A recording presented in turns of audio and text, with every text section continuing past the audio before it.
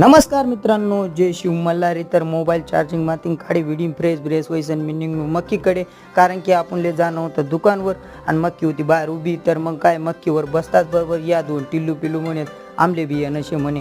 मग काय त्यासले बसाडली दन निघणं दुकानकडे जाताच बरोबर या टिल्लूले सांगा एक काम करज, तुकडे कुलूप खोल. मग तो कुलूप खोलायला लाग गया.